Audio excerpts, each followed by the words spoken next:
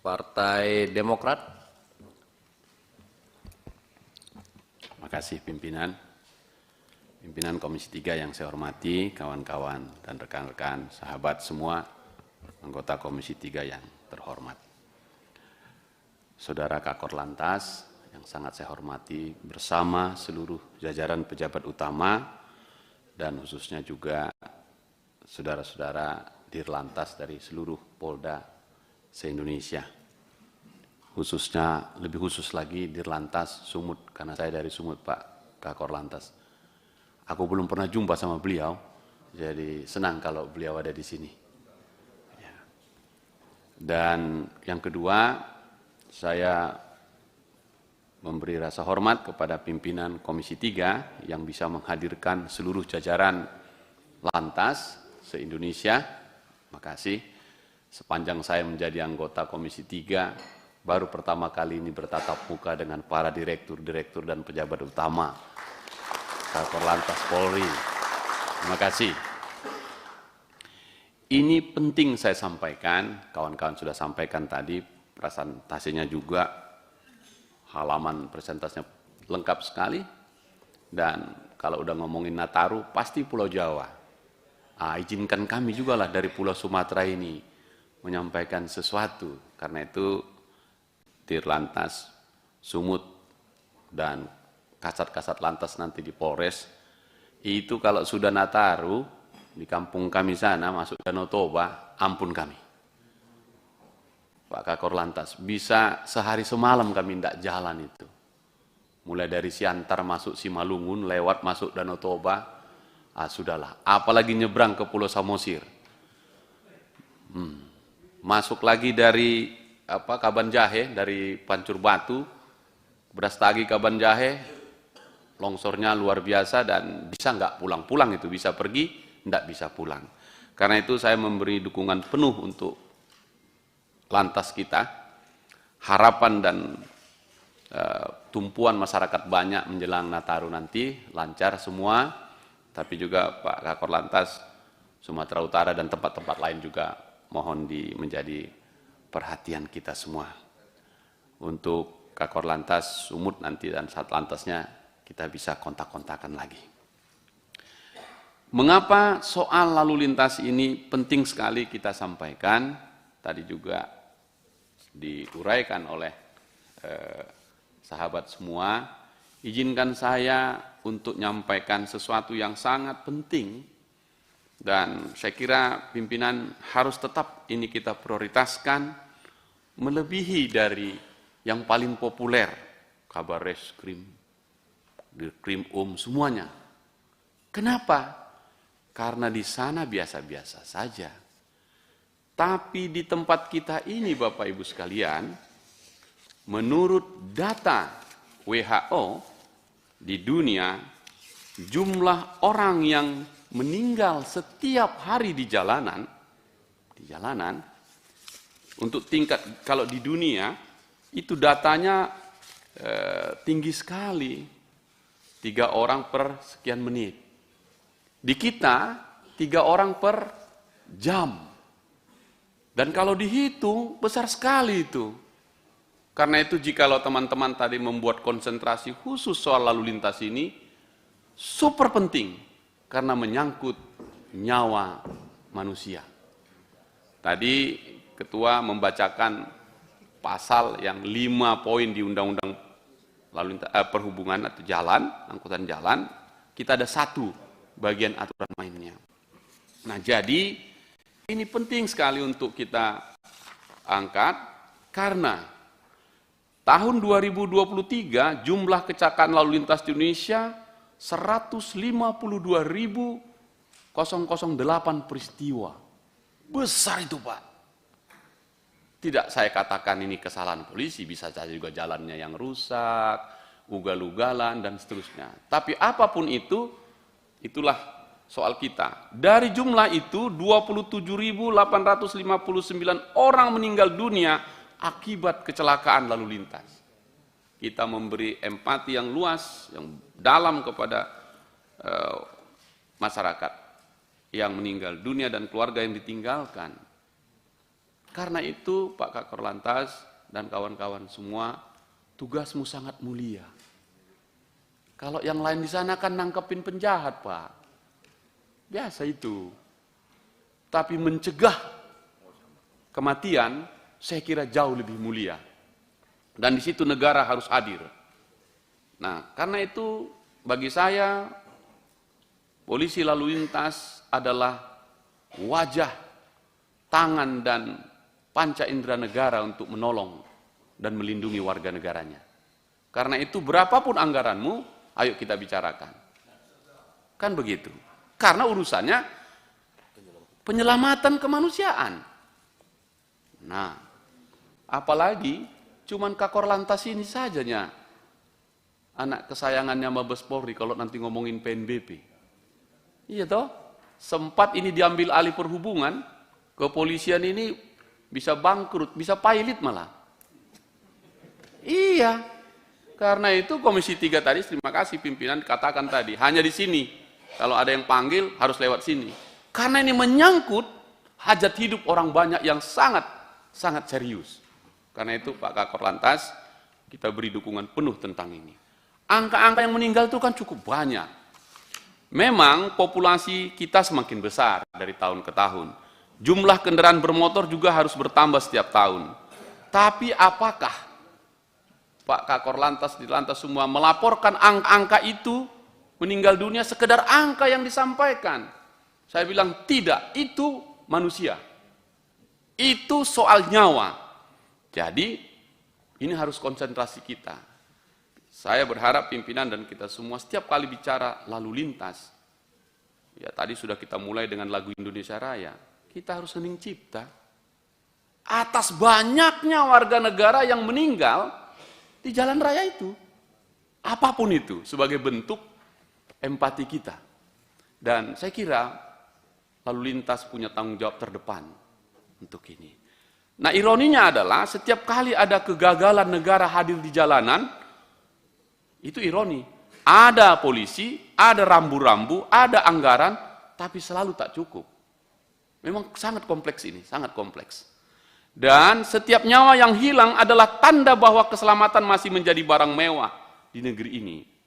Setiap nyawa adalah tanda bahwa negara telah abai terhadap fungsi utamanya, melindungi segenap rakyat Indonesia.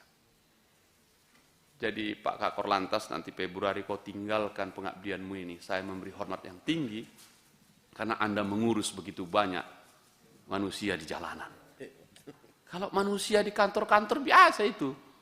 Tangkap sana periksa itu biasa.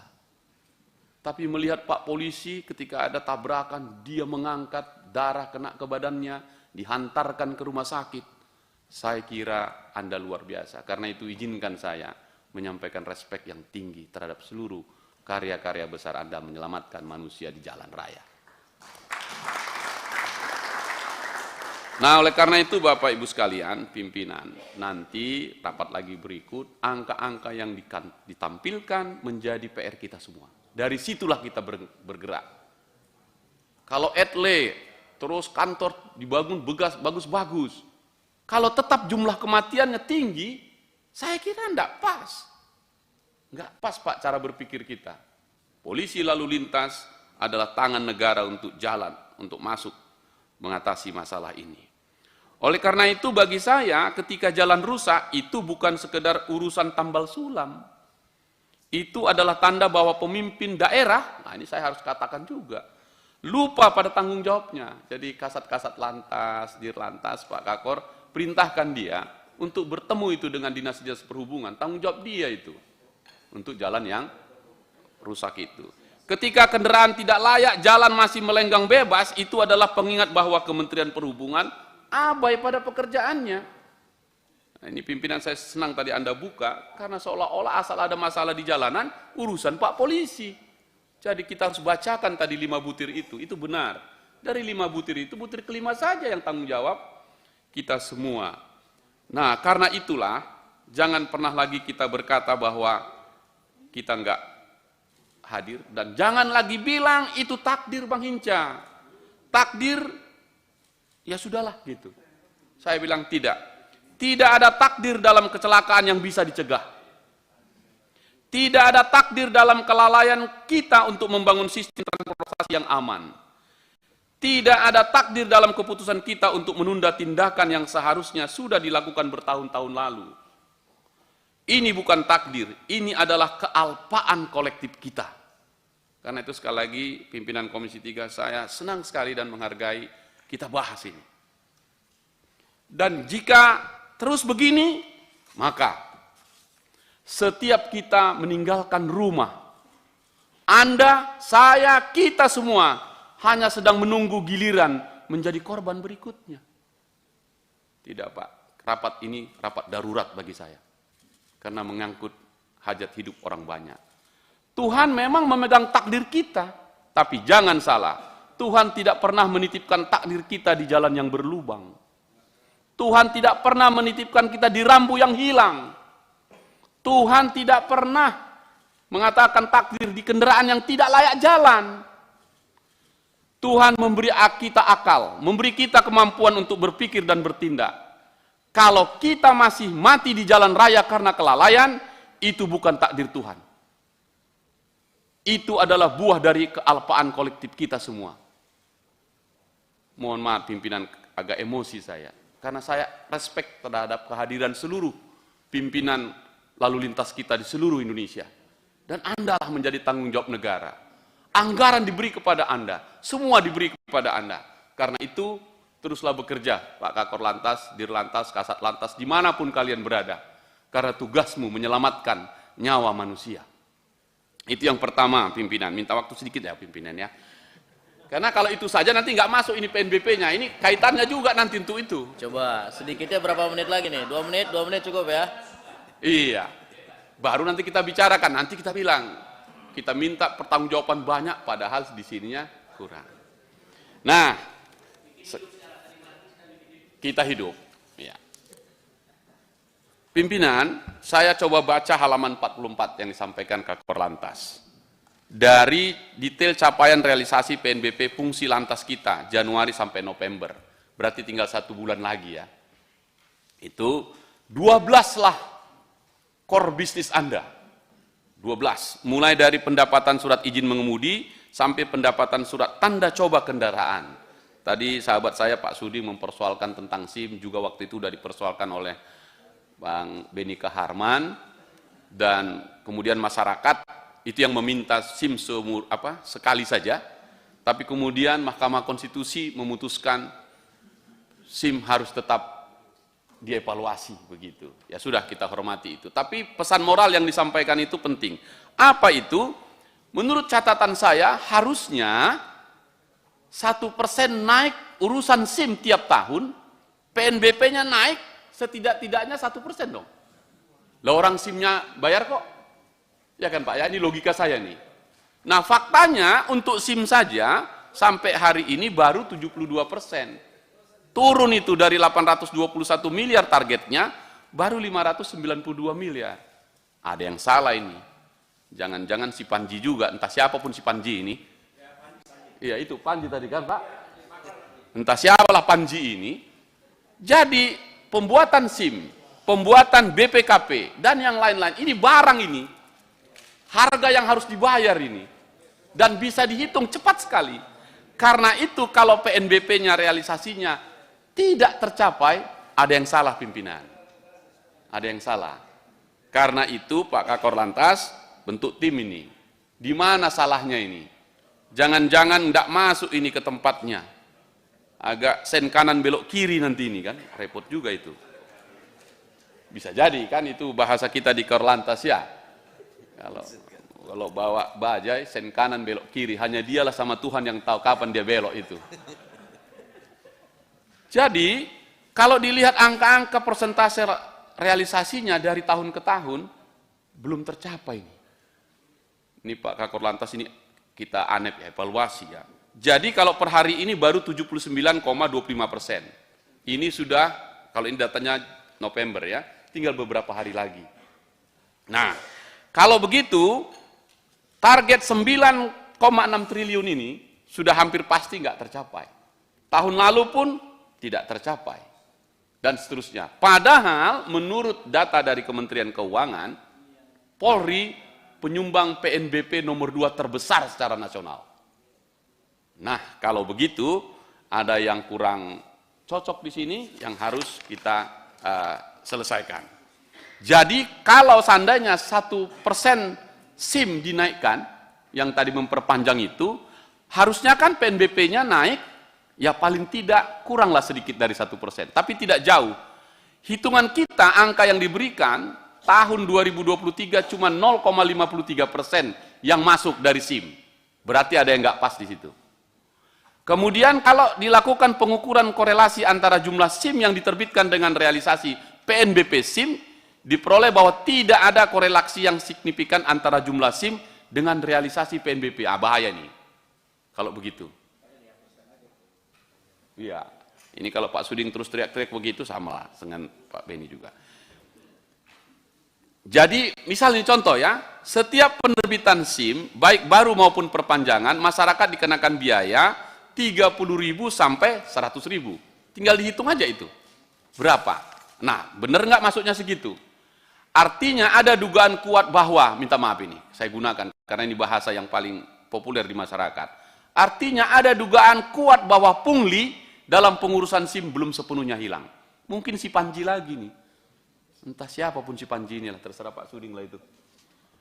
Inilah yang disebut Presiden Prabowo sebagai kebocoran anggaran. Nah, sebagai Komisi 3 saya kira pimpinan fungsi kita mengawasi ini supaya tetap nyambung dan baik.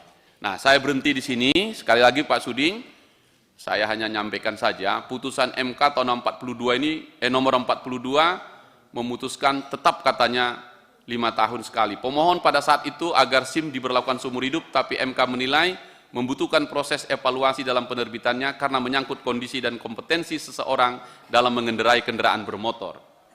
Jadi, tapi jangan nyerah, terus juga ini.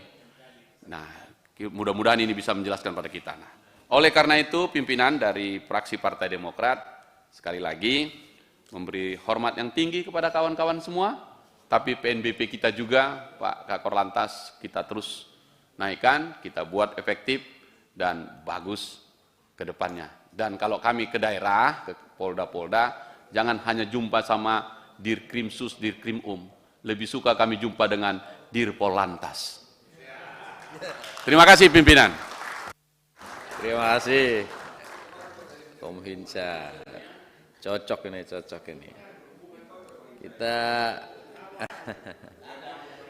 Kita Gerindra ya. Silakan.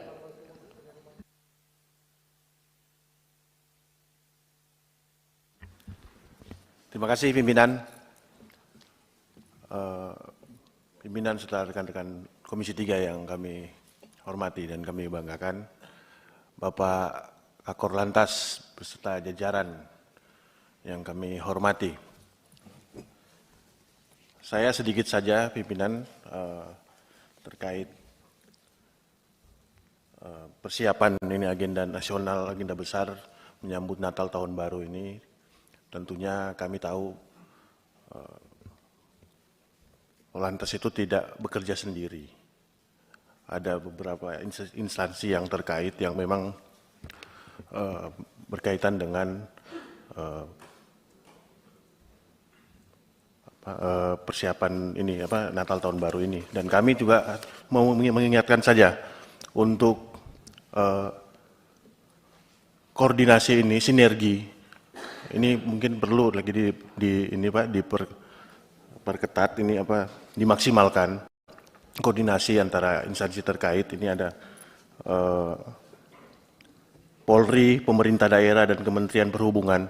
Ini perlu diefektifkan lagi karena lebih perketat supaya yang kita bicarakan tadi, rekan-rekan tadi, kemacetan di jalanan juga bisa dilerai. Ini penting Pak, karena di semua daerah pasti akan persiapkan untuk menyambut itu. Dan saya pribadi ini merasa Pak, kita bangga juga, kita juga apresiasi teman-teman dari polisi lalu lintas ini karena hujan panas mereka di jalan luar biasa Pak. Saya kadang-kadang kalau saya melintas di jalanan dengan hujan, hujan-hujan yang ini, hujan besar, mereka di jalanan tetap siap di titik-titik mereka ini luar biasa, Pak. Ini kita perlu apresiasi mereka ini, teman-teman dari polisi di seluruh Indonesia ini. Beberapa waktu yang lalu kita ke NTB, itu cuacanya hujan, dan kita memang karena kita juga kejar-kejaran dengan waktu harus kembali ke Jakarta, dan dari perjalanan dari Polda NTB kita ke bandara, itu hujan, Pak. Itu di setiap titik ada polisi-polisinya jaga di situ.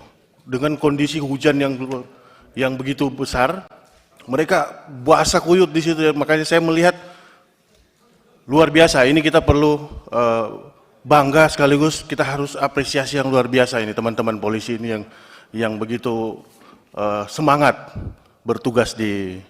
Iya, karena Komisi 3. Kalau masyarakat mana? Siap. Terus yang berikut, Pak Korlantas, saya hanya mengingatkan saja, ini dalam rangka Natal Tahun Baru, tentu semua daerah mempersiapkan untuk agenda-agenda besar. Nah, khusus untuk dapil saya ini, Pak, Sulawesi Utara, saya Martin Tumbelaka, dapil Sulawesi Utara, itu kami akan ada agenda nasional.